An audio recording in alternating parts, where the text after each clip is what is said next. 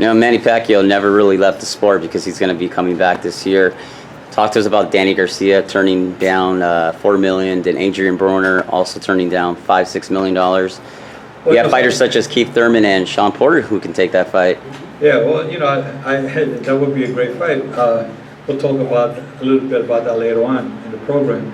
But you're right. Sometimes fighters turn down the big person. Sometimes not the fighter themselves. Sometimes it's the managers or the promoter and say, you know what, we have other plans for you.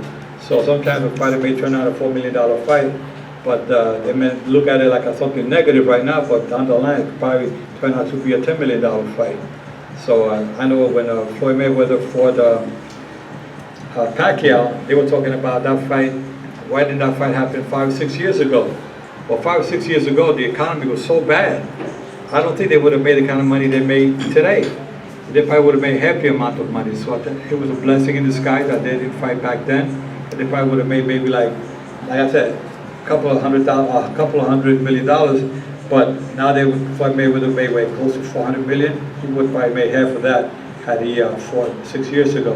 So I think it was a win-win for both sides. The fans, they want to see that. The fans want to see them in their prime. But I still think that they were still fighting. They were not really washed-up fighters. They were still good, talented fighters out there. And why is everybody looking at Brook and Gennady Golovkin as a mismatch? I mean, you've seen fighters such as like Mickey Walker, who was a welterweight champion, move up to fight for a middleight title. Emil Griffith, Sugar Ray Leonard. Why is everybremember looking at it as if it's suicide? That's from the old school days. You got the old timers, you know, middleweight fighting, light heavyweight champions, and you have. I remember one time there was a fighter named Henry Armstrong. Yeah. Henry Armstrong was 4-time world champion at 4 different divisions at the same time. Simultaneously, yeah. Okay, and people say, "Wow, you see, so you can move up in weight if you have the tools to defend yourself and do well at your division. You have to be very disciplined." That's why I say when I see fighters that are in good, tip-top condition, they come up there and they fight well, and they go from lightweight to welterweight. Look at Pacquiao. When I refereed some of his fights, the first one when he won the championship the first time ever, he was a 118-pounder.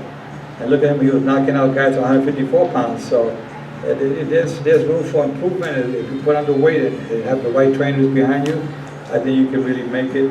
So I've seen Brook fighting Triple G. I don't see that as something crazy. He has a shot. You know, it has happened in the past. So anything can happen in boxing, but Canelo will not be too happy with that.